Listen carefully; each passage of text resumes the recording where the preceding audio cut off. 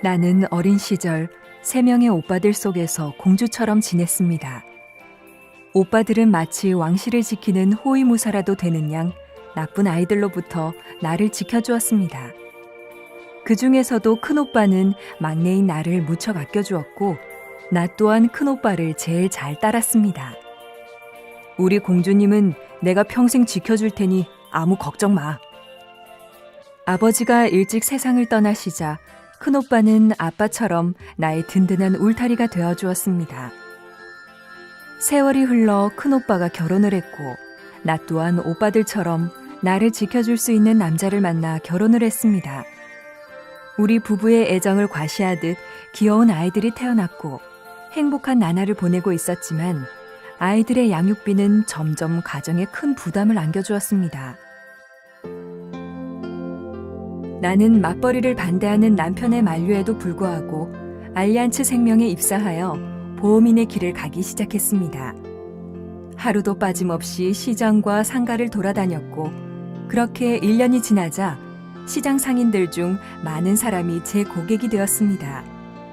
나는 5년 동안 개척 영업을 통해 고객들의 재무 설계를 해주는 성실한 보험인이 되었습니다. 하지만 왠지 부끄러운 마음이 들어 가족이나 친구 등 지인들에게는 보험에 대한 가입을 권유하지 않았습니다. 그것은 어쩌면 내가 보험의 진정한 가치를 깨닫지 못하고 있었기 때문인지도 모릅니다. 그런데 청천벽력 같은 소리가 들려왔습니다.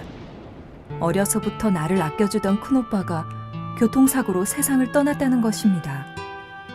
이제 겨우 40대 후반이었던 큰오빠의 사망 소식은 나를 깊은 슬픔의 늪으로 빠져들게 만들었습니다.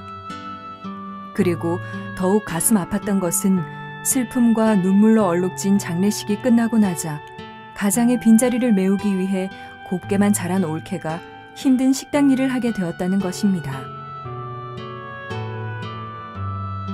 나는 큰오빠가 세상을 떠났다는 슬픔보다는 매일 늦게까지 일을 하느라 고생하는 올케가 안쓰럽고 측은하다는 생각에 올케에게 자주 전화를 하고 찾아가곤 했습니다.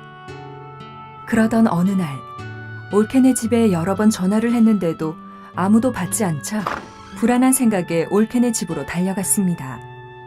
집에 가보니 초등학교에 다니는 어린 조카들은 저녁도 못 먹은 채 자고 있었습니다. 나는 얼른 조카들을 깨워 저녁을 먹였고 아이들은 졸린 눈을 비비며 허겁지겁 밥을 먹었습니다. 이 돈으로 엄마가 늦게 오시면 자정면이라도 시켜 먹어. 그렇게 어린 조카들에게 용돈을 쥐어주며 아파트를 나서는데 하염없이 눈물이 쏟아졌습니다. 만약에 큰오빠의 가정에도 보장자산을 만들어 주었더라면 올케와 조카들이 고생하진 않았을 거란 생각에 내 자신이 밉고 한없이 원망스러웠습니다. 시간을 돌이킬 수만 있다면 가장 먼저 큰오빠에게 보장자산의 필요성을 이야기하고 미래를 대비하게 만들어주고 싶었습니다.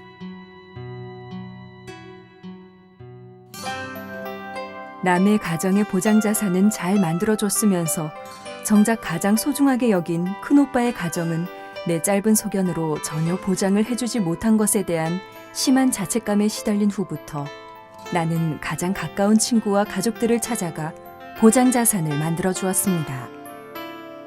그리고 보장자산이 전혀 없는 고객을 대할 때마다 안쓰럽고 안타까운 마음이 들어 큰오빠의 일을 상기시키며 최선을 다해 보장자산을 설계해 주었습니다.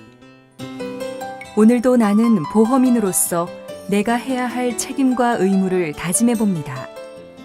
그동안 보험을 판매하면서 진정한 보장의 가치를 입으로만 외쳤지 가슴으로 느끼지 못했던 스스로를 반성하며 주위에 있는 소중한 가족과 지인들에게 가장 먼저 보장의 가치를 전달해야겠다는 것을.